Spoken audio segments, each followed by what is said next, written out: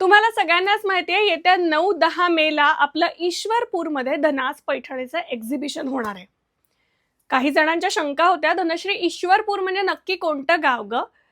ईश्वरपूरचं आधीचं नाव आहे, जुनं नाव आहे इस्लामपूर, जे आता ईश्वरपूर या नावाने ओळखलं जातं.